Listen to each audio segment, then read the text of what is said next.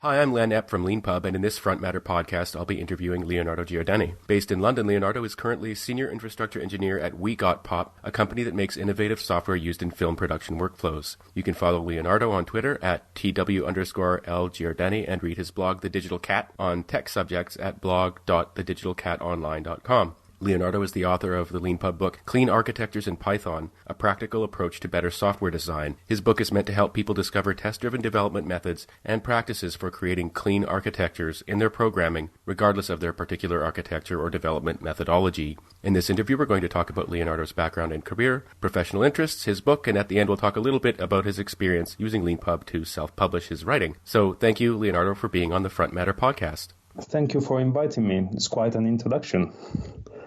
I usually like to start these interviews by asking people for their origin story. Can you tell us a little bit about where you grew up and how you first became interested in computers and technology? You write in your book that you got a taste of the free software movement in the 80s, and I was wondering if you were into programming as a kid.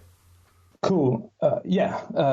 So I was born in Italy, and I grew up in a very small village in the Dolomites, which are the mountains between northern Italy and Austria. Believe me, those are among the most beautiful places in the world. I know I can sound a bit biased. I'll send you some pictures and then you can decide. However, there are many, backwater villages there. You know, I don't mean it in a negative sense. On the contrary, like life runs at a low pace. You are immersed in nature. Things are somehow simpler there. However, technically speaking, they are on the outskirts of the world. So sometimes nowadays when I investigate computer history or, facts on the internet, I realize that my timeline is a bit shifted because what happened in USA at a certain point happened in Italy, 3 years later, it happened in my village 5 years later. So sometimes it's like, really? Intel produced the 486 in 1989? What? So what was I saying? I spent 19 years there, attending school and doing my life as a teenager. In 1987, I checked the date yesterday with my father.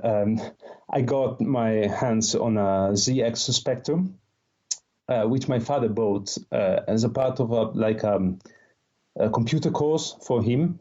That unfortunately never happened, but my father was always, struggling, trying to get something new to learn. However, I got the computer and this very simple textbook, more a bunch of sheets about programming.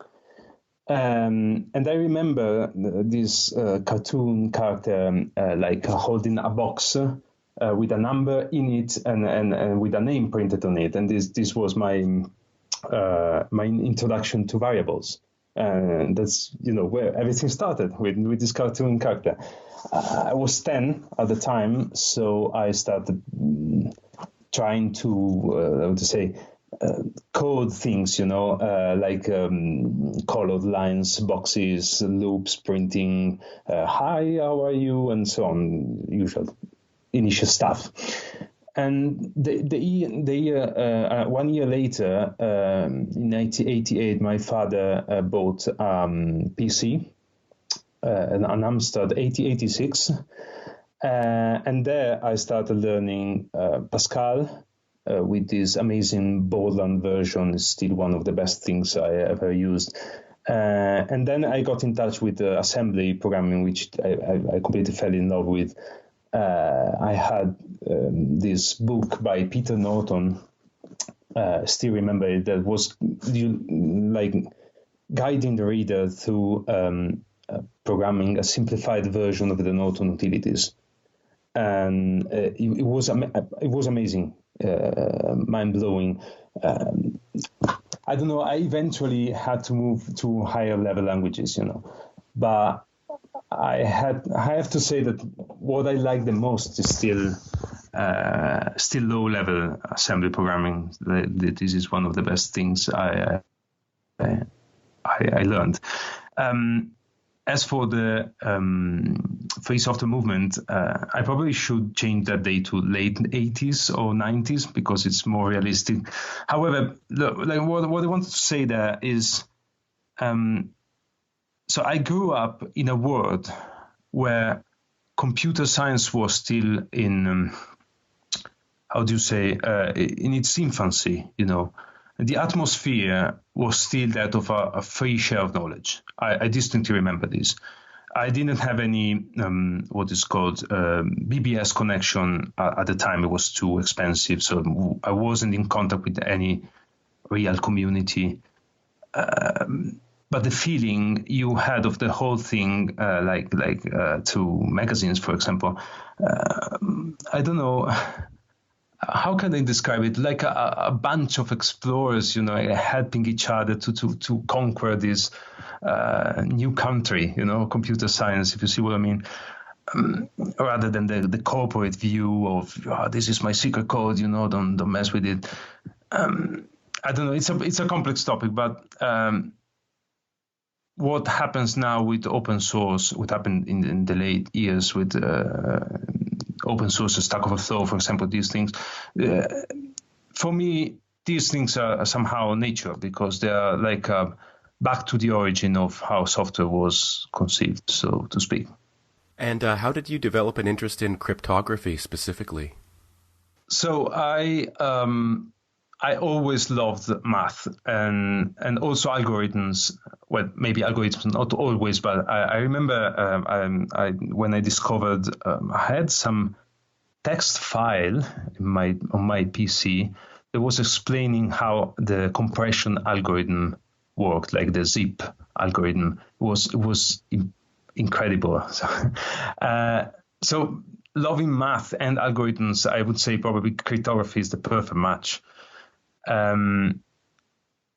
But I actually struggled to remember when I first started studying it seriously, so to speak.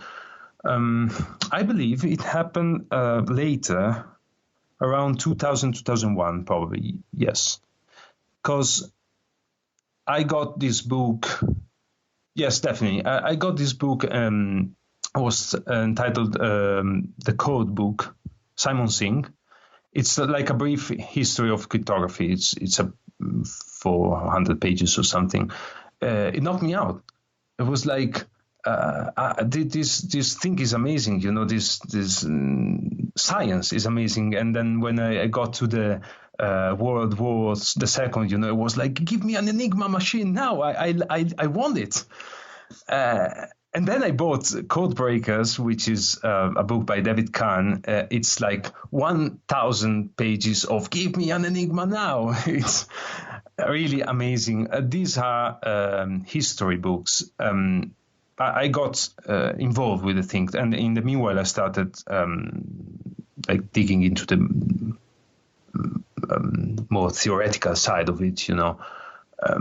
Later, some years later, I took the Stanford Cryptography 1 online course. It was amazing. It was very difficult to follow. You know, I was working at the time, so I had to study during the evening. Amazing, but probably, not the right time anymore. However, back on track, it never became my job. But I would say probably it's the second thing I love the most, you know, after low-level programming. If I can, I would say I definitely like this war between cryptographers and code breakers. It's like a puzzle, you know.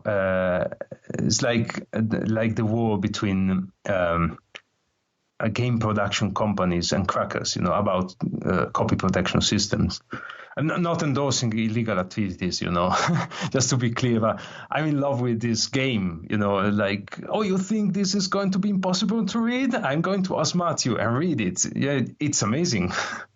You studied at Politecnico di Milano, the oldest university in Milan and the biggest technical university in Italy. One question I really like to ask people in tech on this podcast is, if you were starting out now with the aim of working in tech, would you go to university and study computer science? In your LeanPub profile, you say you, quote, like both the theoretical and practical aspects of computer science, end quote. So I think I can guess the answer, but I thought I would ask you anyway. So I think the answer might surprise you because it's no. Oh, that is surprising. Let me clarify a bit. So I studied telecommunications, which in Milan was one of three major branches of electronic engineering.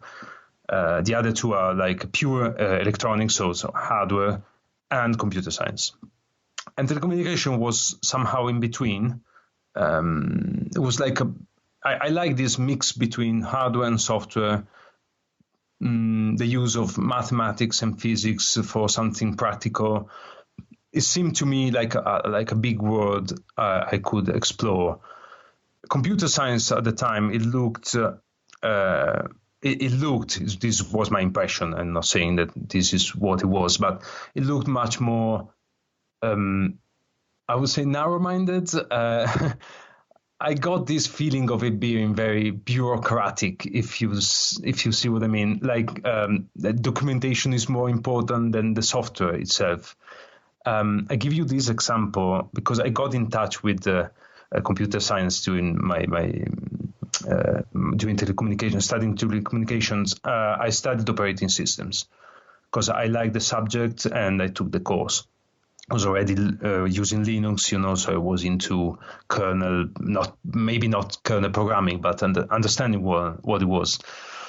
So I took the course, and the first part of the course ended with a project, which was part of the final exam. It was a simple, concurrency problem, like a system that spawned multiple processes, and had them communicate through a messaging system. It was like a post office, I enjoyed it a lot. Actually, I enjoyed it so much that I wrote 6 blog posts on that project, and actually I opened the blog to publish those posts. So it was really, I was really into it. So I remember at the exam, it was like demo time, and the teacher asked me, okay, do you have your project? I was so excited, to see all these processes spinning up and getting in touch with the main process, somehow a micro universe. And the teacher was like, yeah, okay, can you show me the documentation, specifications, use cases, I was flabbergasted, speechless, because I thought, can't you see the beauty of this thing? So I don't like methodologies when they are, how can I say, so arid, so like detached from the real stuff. Again, this was my perception. I might be completely wrong, but in the end, I enjoyed telecommunications for the reason, I mentioned, and I would do it again. Well, no, wait. I don't know if I would be able to take 30 exams again, but I enjoyed it. It's funny you say that about exams. Thank you for the wonderful stories, by the way, I should say. It's funny you say that about exams. I was thinking of some similar thing the other day, whereas, I might see myself as being wiser than my younger self. I certainly don't, I think, have the kind of energy to tackle exams in the way that I could when I was younger. One thing I like to ask people about on this podcast is what the startup scene is like in countries where they've lived. And I know you don't live there anymore, and it's a very broad question about a very big country, but can you tell our listeners a little bit about what the tech startup scene is like in Italy? Yeah, sure. Well, I'm not an expert, but when I left Italy 2.5 years ago, it wasn't a sorry state, actually. There were some companies, some startups here and there scattered around the country. I really struggled to find them. I was looking for a new job. I liked like being in a small company more than in a big one. The thing is, there are not many investors, and somehow the bureaucracy is tough. It's enough to cool down initiative. in some people, in me, for sure. In other people, fortunately not. But like I saw something changing these 2 years, following on Twitter, getting in touch with some people. It seems to me that there are more startups I heard of. Like in Milan, for example, it's the biggest industrial city in Italy, so it's a good measure of what's happening in the country. Still, I believe the comparison with like London is disheartening. It's completely different, but I don't know. Times are changing. Maybe. Yes. Well, if someone from Italy is listening, I want to say just go on, because I personally completely lack any, how is it called in English, entrepreneurial skills, I'm not that type. But I can see myself, like in the future, helping small companies maybe there to go, at least on the technical side, not founding anything, and not the type. So, but yeah. As I gathered researching for this interview, you spent much of your career in Milan working on a satellite imagery processing system. And then a couple of years ago, as I think you just mentioned, you switched industries and you moved to London. What prompted that big career move? Cool. So I learned a lot in my previous company. I had a lot of freedom, responsibilities. They hired me. I just got my degree, so we built some very big systems for this satellite imagery processing. Some very big things. Some from scratch. I learned a lot, for the better or worse. Anyway, I learned a lot. After 13 years, however, which is, it was time to move on. Basically, I realized that the place wasn't challenging me anymore. It was what I did was enough for the company, which is perfectly fair. But I know, I was 38, not 90. So, well, I hope I will learn new stuff until I die. But however, it was time to do something different. I surveyed some startups in the country, basically, more in the Milan area, but around Italy. And then eventually, I tried to go to the US. My idea was like I tried the Visa. What's the name? Visa lottery. Is like if I win the lottery, it's a good sign that I have to go there. If I don't win it, it's maybe I have to stay here. I tried in Dublin, and then a friend of mine told me, "Are you crazy? Why don't you go to London?" And the thing is, I had this sort of prejudice. I don't know why. I really don't know, but. It was like I thought London is all about finance, which is obviously there's a lot of finance here, but it's all about financial software. And I felt like I don't want to be that in such a stressful environment. I'm a slow thinker. So when people press me, it's like, no, please. So I excluded London, and this friend of mine eventually told me, are you crazy? Try it, So I tried, and I found a job in like 2 weeks. But actually, I found three offers, and I have to blame my the boss of my company, Kate, because she definitely sold me the whole thing. She convinced me so much. However, as I used to say, sometimes half joking, I'm a backend infrastructure engineer. So basically, my job doesn't change if the company goes, from satellite imagery to, I don't know, producing shoes. I say half joking because obviously the requirements of this present company are different. So we provide services to film productions. So we have a web application, different types of data, like users online 24 hours a day. Previously, I ran long processing jobs, and I didn't have any user online, so different requirements. But I don't feel like I went in the opposite direction, so to speak. But that said, I like films, so I feel like I'm a bit behind the scenes. It's interesting. I don't know. I don't see shoots and stars and directors, but load balancer and databases. But it's part of the whole thing. So it's good when I go to the cinema. I think, well, they did this because of me somehow. Yeah, that's just fantastic. What a great story. One of the fun things about this podcast is that we get to talk to authors living all over the world.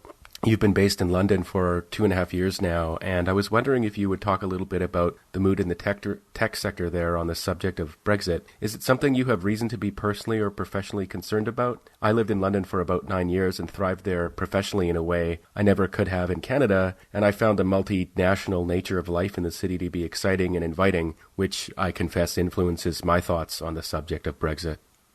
Yeah, well, it's a dangerous topic, Well, tomorrow I have to go to the office, so I don't want to raise. No. I'm joking. Well, jokes aside, the real thing is, I believe nobody seems to know what's going to happen. Personally, I don't know. We tend to think that people who run countries, at least it's something I tend to think, that people who run countries are always like in control, and they clearly understand consequences and power balance and this complex stuff. But it's not true. I mean, it's not true. There's this Spanish sociologist called Miquel Azumendi, who recently said that economics, can always explain why things happen later, but never predict them. And I think this is very true. So actually, what will happen to this country after Brexit? God knows.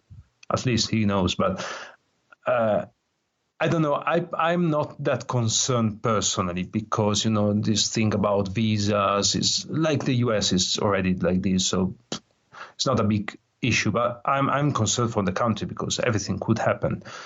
I'm not an economist, so, I'm not an expert. As for the mood, I don't know, in London, people, the vote was mostly against it. So people are concerned. I can't really say what's the mood in the rest of the country because I don't travel that much. It's definitely a big thing. I don't know if this is a good answer. Yeah, no, I think that's a very good answer. In particular, I appreciate your observations about politicians and economists. I think it's a lot of people are coming to the understanding that there are people who are presumed to be experts in areas where there might not even be the possibility of real expertise. Yeah. Moving on to the subject of where there are experts, and you're one, the subject of how to write software, and your book. On your LinkedIn profile, you write about how your view of software engineering is based on 4 pillars: reality, knowledge, team, and perfection. I'm interested in all of those, but I'm particularly interested in asking you what you mean by reality. Could you talk a little bit about that? Sure. Well, thanks for the question. It's something I really want to talk about. Well, I believe one of the biggest risks for any business and on a smaller scale for engineers, for a developer, is that of over-engineering solutions. I don't know, you need to send an email and you build an operating system, It sounds funny somehow, but it's one of the most common errors. I'm very good at it, I start thinking, what if this, what if that, and then something that should end in 2 days ends 3 months later, maybe. So it's not bad to think what if, but this might get out of control easily. And this is why in that LinkedIn profile you mentioned, I was quoting Reinhold Niebuhr when he says, "Nothing is so incredible as an answer to an unasked question." I find this a very precious advice for my job, because it's what you have in front of you, reality, the facts, that client. that limitation, for example, something that, technology cannot do, this is what guides you in achieving a better solution, your goal.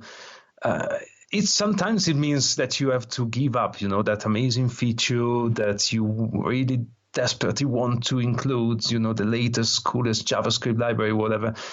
But this keeps you on track. And not saying that someone shouldn't try to solve problems. On the contrary, is the problem dictates what you have to do. So this is why I say that reality is an ally, like in a war. Do you see what I mean? In life, not only on my job, yeah, that's it. Yeah, just as a brief aside, one of the reasons it struck me so much is that I've had some limited experience working with developers on projects myself, and one thing that struck me was there was a certain type of person who would say, if they were given a requirement, they would say, well, I wouldn't use that. And yeah. It always struck me like, who cares? This isn't about this isn't about you personally. And I mean that in a kind of a harsh way. Like, a lot of people really put themselves in front of reality rather than behind it, and you need to have a concept of something outside yourself that you're trying to think in correspondence with. It doesn't mean you have to agree, but it's just recognizing that your own thoughts are not coextensive with reality, your knowledge is not coextensive with knowledge, and your preferences are not universal. These sound like basic things to say, but a lot of people, the way they conduct themselves in their lives, don't hew to those principles. So I really appreciated that coming across that concept in your bio there and in your explanation just now. As I mentioned Thank you. Oh, thank you. Actually, what you said, thank you, because what you said is really what I was trying to say. Better English. As I mentioned in the introduction to this interview, your book is called Clean Architectures in Python, A Practical Approach to Better Software Design. I wanted to ask you just a basic question. What led you to write the book? Yes. Okay. As you mentioned in the introduction, I am running a blog. I'm writing some posts since 2013. And at a certain point in 2016, I wrote this big blog post about clean architectures because at the time I got in touch through an Italian colleague of mine with what Robert Martin was saying in Rails conferences, Ruby on Rails conferences. Was starting to talk about this clean architecture. So I got in touch with the topic. I liked the thing, and I wrote a blog post. It got it got well received. And so after a while, I was reviewing it, and I found a couple of not errors, but things that this could be explained better. So I wanted to expand it. I was working on it. Unfortunately, it was already very long.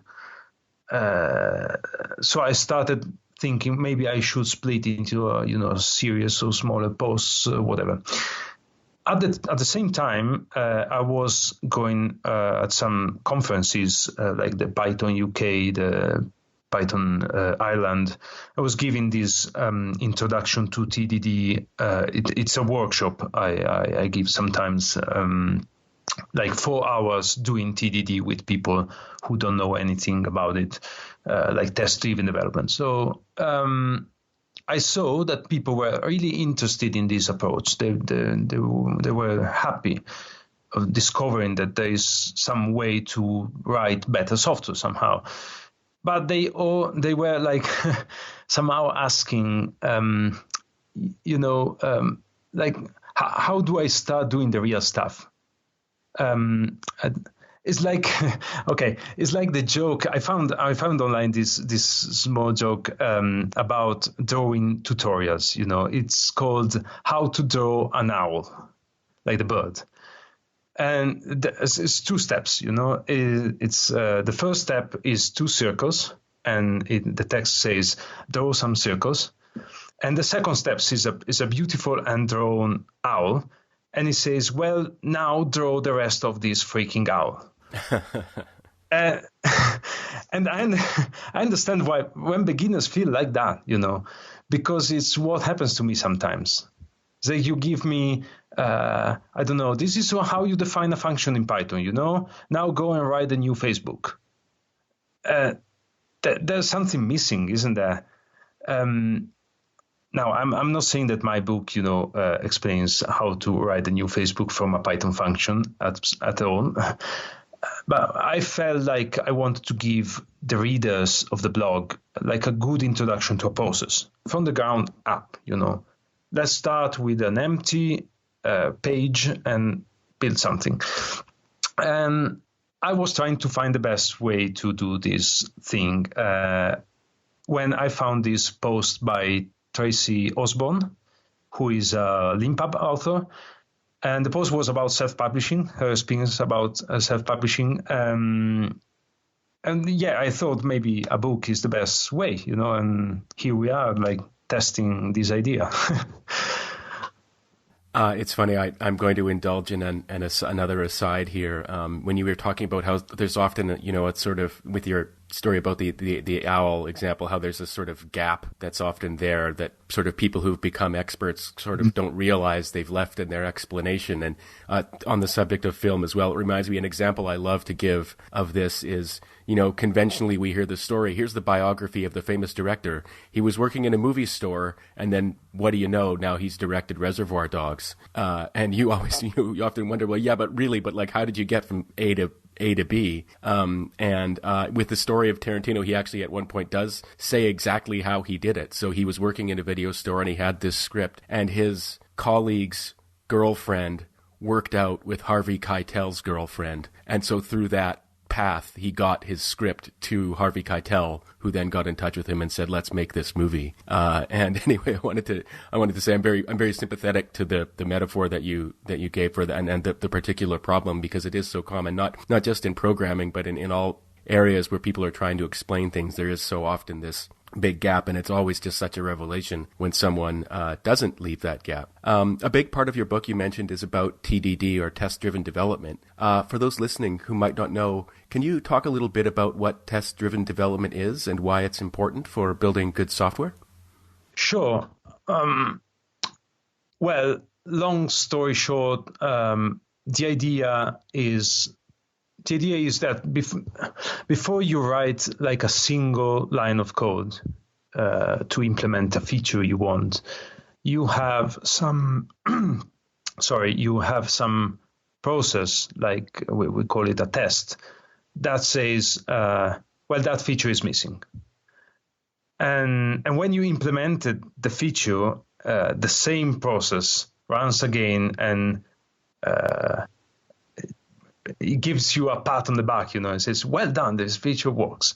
So these tests, these check processes are always run against the code while you develop the features. And this allows you to check that when you change the code, because eventually you are going to change the code, you are not screwing up what you did before. Like you are removing features, introducing bugs. This happened to me a lot of times. It still happens. Fortunately, I have tests sometimes that say, well, no, you are not gonna do this because this reintroduces a bug that you solved 1 month ago. And I believe it's a very important methodology.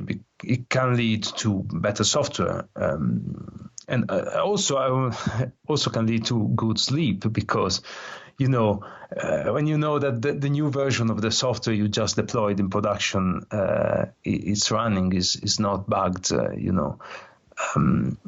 well, you sleep well.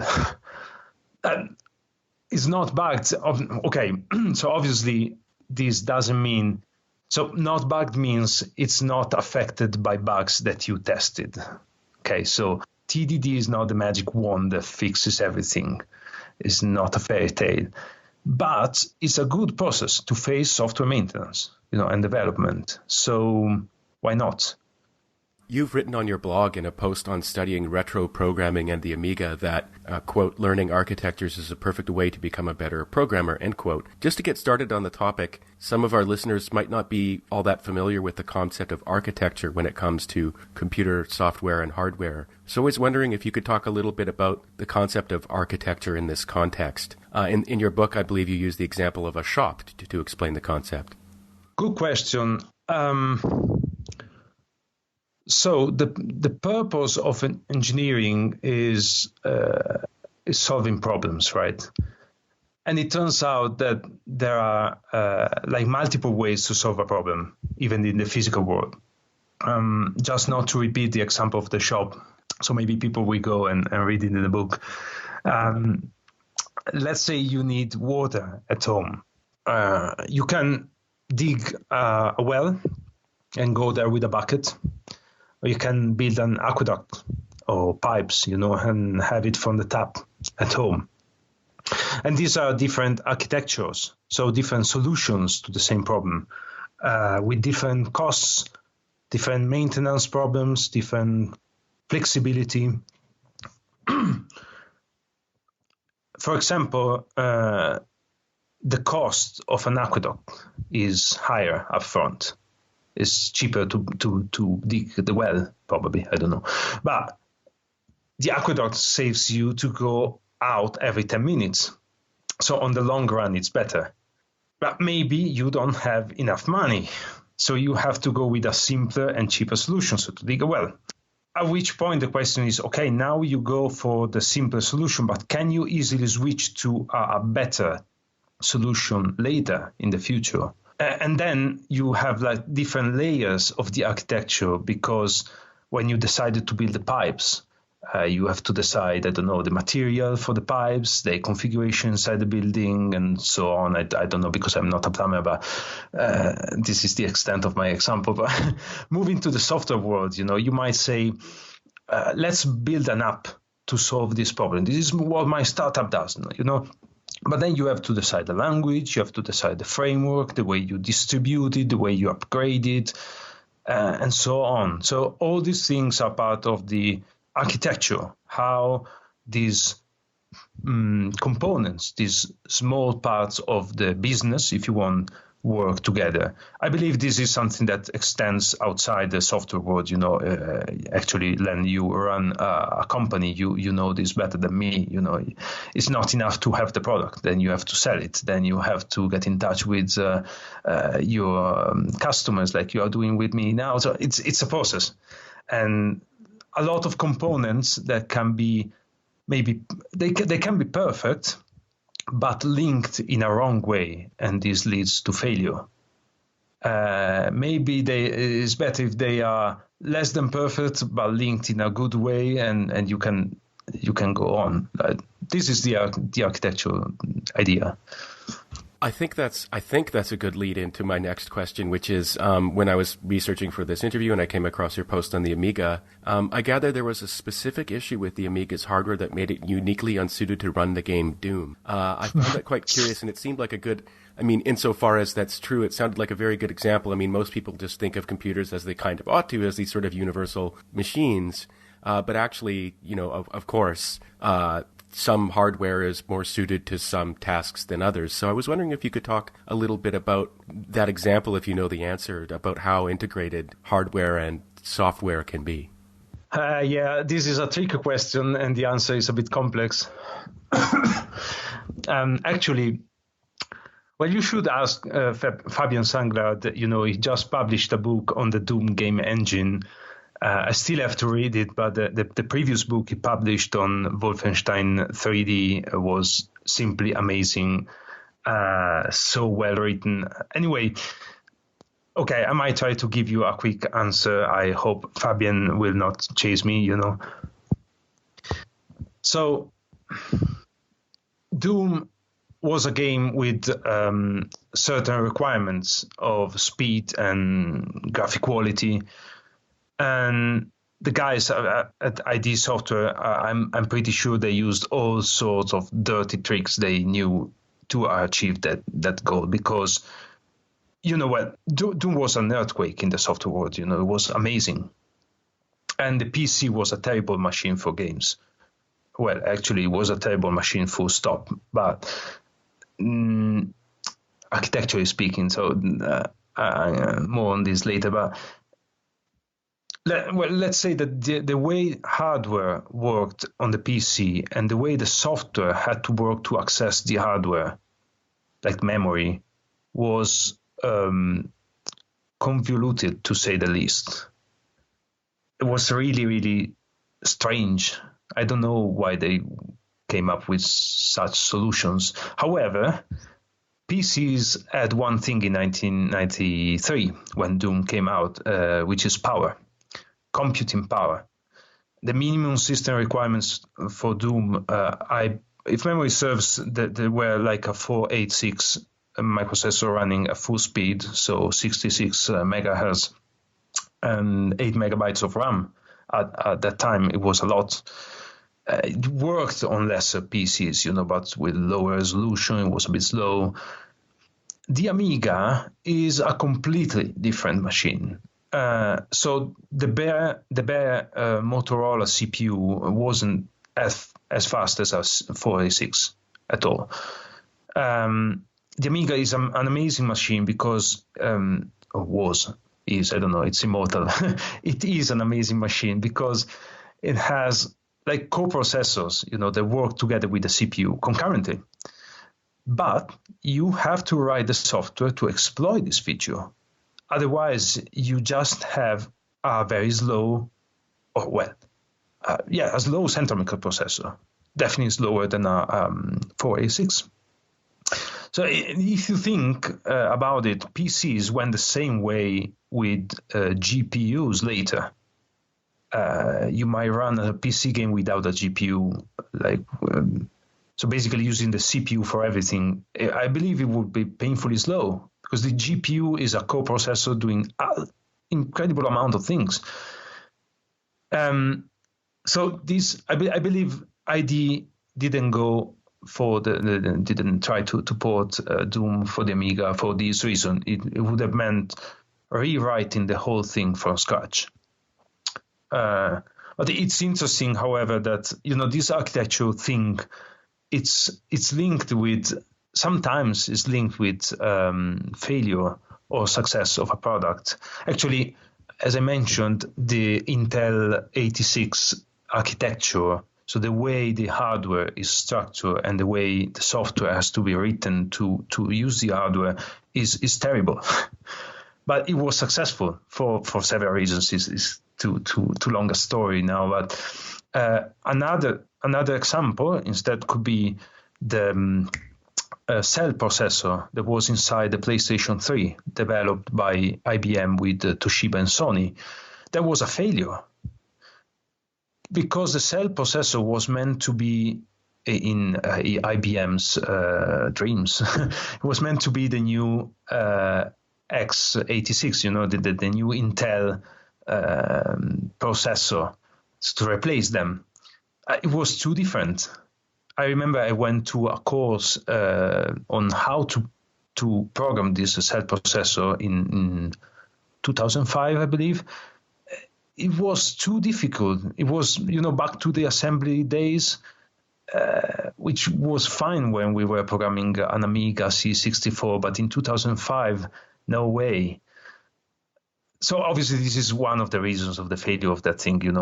It's more complex than this. But just to say that this architecture thing is important, and about what you asked, the Amiga can run Doom. There are ports that when the project was open sourced, people developed Amiga versions of the thing. I don't believe the porting was easy. It's not just recompiling the source code with the Amiga C compiler and that's it. No way, because it's a completely different machine. Thank you for that great and detailed answer. It's just so interesting to hear the stories behind all this technology that we have around us and to know its history as well. Can you talk a little bit about what it means for architecture to be clean? Yes, definitely. So clean, it means, it means that you know exactly where a component is and why the component is there. And the data flow in between components is clear. So forget for a moment software or hardware. Think about a company. You know where someone is and why they are there. So you meet someone in the corridor and you think, oh, why this person is doing this job? It's not just a number. I'm not really sure what this person is doing in this company. So I don't know, picture how do you say, an untidy room. You have, sometimes I see them in films, you have clothes everywhere, open boxes, I don't know, the socks on the bed lamp, and then you are like, where are my keys, and you spend 1 hour looking for them because it's a mess. And eventually you find them, well, hopefully. My point is, even unclean architectures or unclean rooms work. But, well, time is money, So in a software system,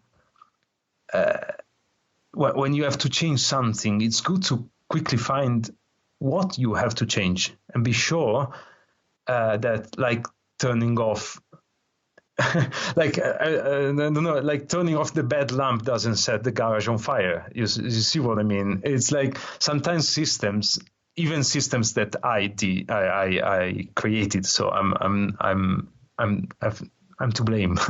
Like sometimes systems are so convoluted that you act on one thing, you change something on this side, and this has an effect on something completely different. This is a bad sign because, yes, the clean architecture is the name that Robert Martin gave to a way of structuring software which existed previously. It's just a name, for something that we did and we forgot, like he says, and it was clean. Smart is another name if you want.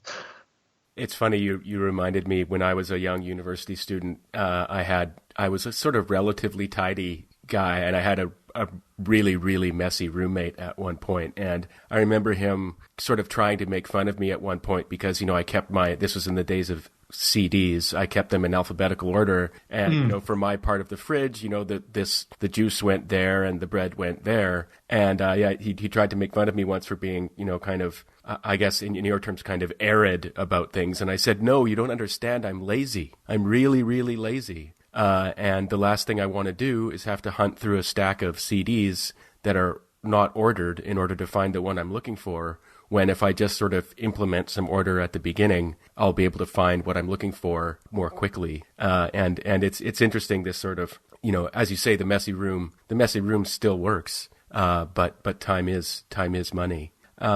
So moving on, I was wondering if you could talk a little bit. Well, I think you mentioned Tracy Osborne, but if you could talk a little bit about. So you've decided to write this book, and then you found out about LeanPub. Why did you choose LeanPub as the platform for publishing your book and writing it? Yes. Tracy Osborne is to blame. The one to blame because I read the post and whatever. But I already knew LeanPub because a colleague of mine, and a friend of mine, showed me what's the name? Ansible for DevOps. It's by Jeff Geerling, I believe. So I already knew about this self-publishing platform, and after I read Tracy's post, I didn't know what to do, so I started Googling things like, I don't know, self-published technical book and whatever. I knew LaTeX, I knew other things, so I was trying to find a way to do it. And Google showed me LeanPub. It's one of the first results if you look for self-publishing, luckily. So I read a bit about the Marquardt processor, and at that point I knew instantly that I found what I was looking for, because I write the blog and the book. I wrote the book in my spare time, So half of the book was written on the bus in the morning, half an hour a time. So if 60% of the time is spent formatting a title, or the footnote, publishing becomes a nightmare. I'm not interested in that thing. It's already too much for me to think about the content, Then it was English, so I had to proofread it and whatever. So for me, the real plus of LeanPub is the platform, definitely. So the idea of the magical typewriter, as it's described in the documentation. Then obviously, like the fee and the high royalties are good points, definitely, but minor ones as far as I'm concerned. I can see from the changelog in your book that people have been giving you some feedback, and you've been incorporating their feedback into the book. This is a really interesting thing that quite a few LeanPub authors do, and they often have their own process. I was wondering if you could talk a little bit about how you manage getting feedback about things like typos from people, and then incorporating that feedback into your book. Yes. Well, it's a technical book, so I expected readers to be familiar with Git. I'm hosting the source text, source code of the book on GitHub. So I just invited people to submit issues or pull requests there. Some users kindly submitted fixes for typos, bad grammar. There was obviously happening. So I just merged the pull requests or fixed the mentioned typos, and that's it. Actually, last week something different happened because a reader found a reader found an issue with the code I published. It's not the code is not wrong, but it basically showed me that my code fails in a specific case that I did not test, and I was so happy because this is TDD in practice. So can you see it? I mean, TDD does not mean perfect software, but it means that reader, so it was extremely simple for that reader to write a test and fix the problem. And now I want to incorporate this thing in the book. So I really explicitly want to say this was the code previously, but then a reader jumped in and said, no, you have to add this thing. So this will be like a section of the whole thing. It's like meta publishing. The only thing is at this point I have to change the book and I have to change the code repository, which is linked, and the repository is tagged, to provide references in the book. So this whole task is a bit tedious, and I had this problem previously in some blog posts. So to keep in sync the article or the post and the repository. And I believe I'm going to end up sooner or later to write some tool to deal with this thing, because I'm really sick of doing it manually. But at this point of the whole story is a completely manual process. One thing I found quite striking about your book is the cover. It's it's a very important thing for people who are publishing books, whether they're a publishing company or a self-published author, to choose an interesting cover. And yours reminds me a little bit of the style of Guillermo del Toro. I was just and I believe you found it on the website pxhere.com. I was wondering if you could talk a little bit about that image. Definitely. It's interesting. I never connected with Del Toro, but now that you mention it, it's like, yeah, you're right. The picture is part of the what is it called? The ceiling of the Sagrada Familia, a church in Barcelona, which is the masterpiece of Antoni Gaudí. It's one of the most important architects in the world. Well, was. That church is one of the most beautiful things I saw in my life. Full stop. So I chose it on purpose, not only because it's beautiful, but because the Sagrada Familia is a building where everything has a purpose. Yeah. That's it. So there is no single part of that church that is there just because, it's beautiful, or, for no reason, just like that. Because Gaudí had something in mind, and obviously being a church, the reasons behind things are connected with faith. So I personally appreciate them twice because I'm a believer, but that's aside, the connection with the clean architecture, I believe, is clear. It's very clear, because in a clean architecture, not a single part is random. And looking at the Sagrada Familia, I think the result of this thing, this way of structuring things, is not only functional, it's also incredibly beautiful. So I don't know, may our software be the same, so functional and beautiful. So that's why I chose that picture. Thank you for that wonderful explanation. I'll make sure to have links in the transcription of this interview so that people can find their way to images of this beautiful building. Thank you. Going from the sublime to the gritty, I suppose, pricing is one of the biggest decisions you make when you self-publish a book, or when you publish a book traditionally, as I said before about covers.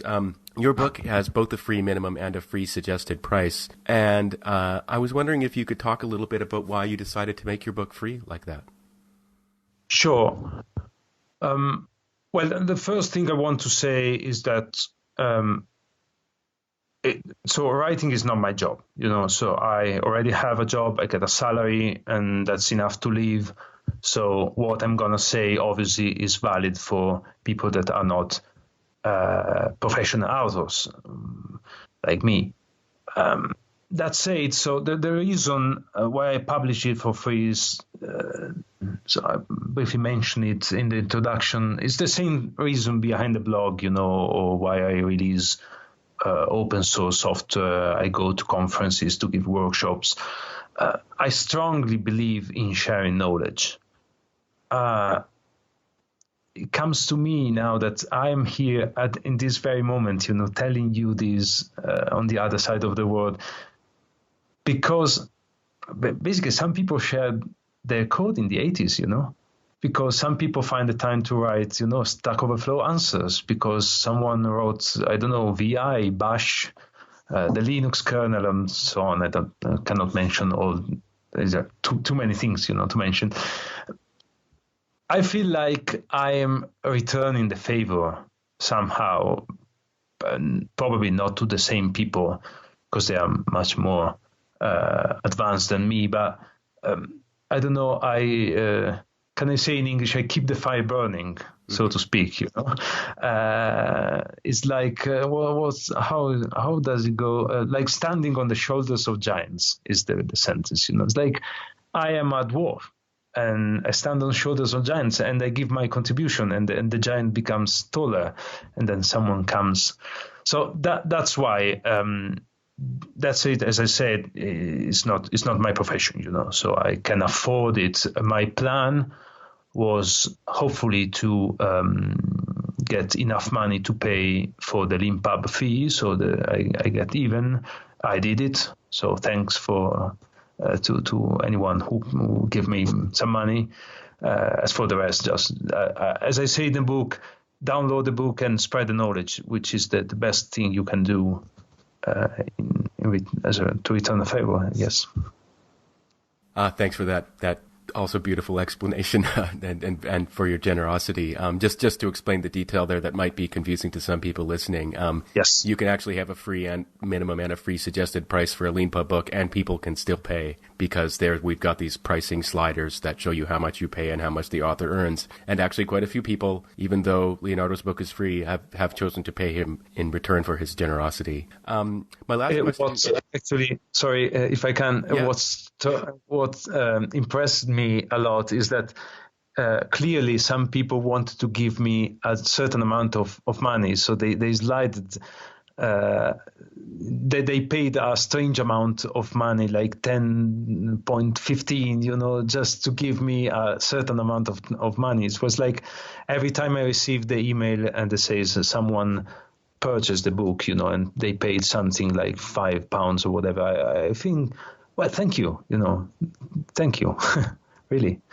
Yeah, it's interesting you bring that up. That's sort of like deep lean pub. We had that experience ourselves years ago when we introduced the pricing slider that shows how much the author earns. We would notice people would be paying these sort of odd prices, and what was happening was they were looking at how much the author was going to get. And that's what they were interested in. And that was just so, it was kind of, a confirmation of a theory, but it was a very important thing for us to confirm that, when royalty rates are high enough, people are more concerned about how much they're giving to, and when a book is self-published, people are more concerned with how much they're giving the author than they are with the overall price that they're paying. Definitely. And there's this connection that's established between the reader and the author that just you can't really establish in a normal commercial exchange. My last question about your book is that I noticed there's a Russian translation of it in the works by Alexei Piltsin. How did that come about? I'm curious, a lot of authors, when they finish their book, they do think about getting translations. Did you approach Alexei or did he approach you? No, it came out of the blue. So Alexei sent me a message saying that he liked the book. He was interested in translating it. I was already amazed enough by the amount of downloads the book had. So this was like the icing on the cake. I saw he's pretty active in this field because he already translated other books. So I quickly agreed because I'm so happy about it.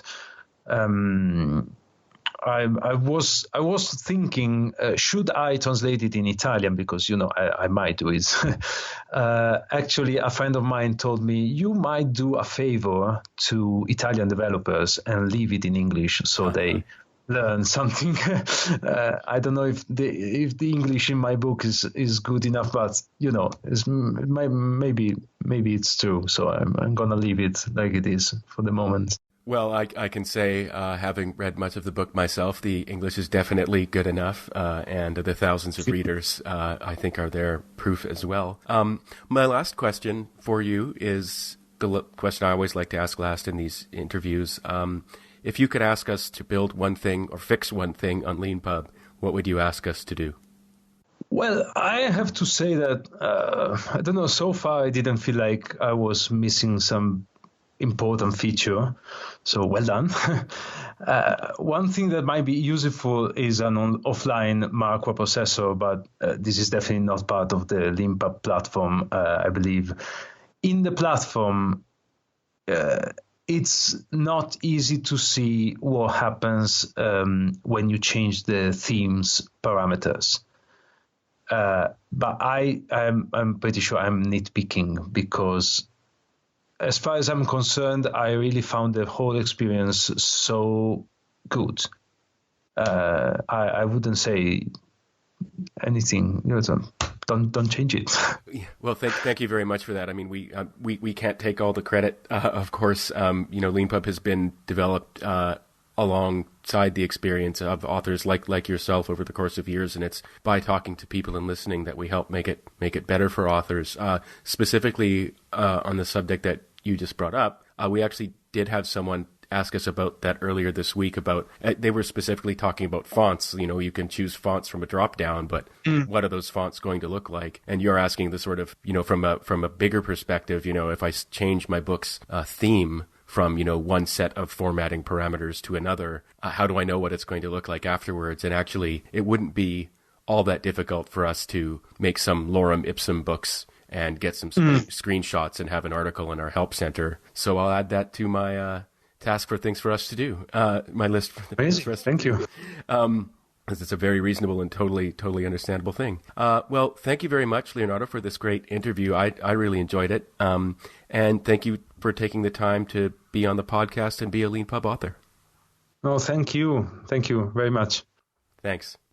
And thanks, as always, to all of you for listening to this episode of the Front Matter podcast. If you liked what you heard, please subscribe in iTunes and rate and review the podcast. It really does help, as everyone who hosts a podcast says. And if you'd like to be a LeanPub author, either of a book or a course, please head on over to leanpub.com and click on Why LeanPub at the top. Thanks.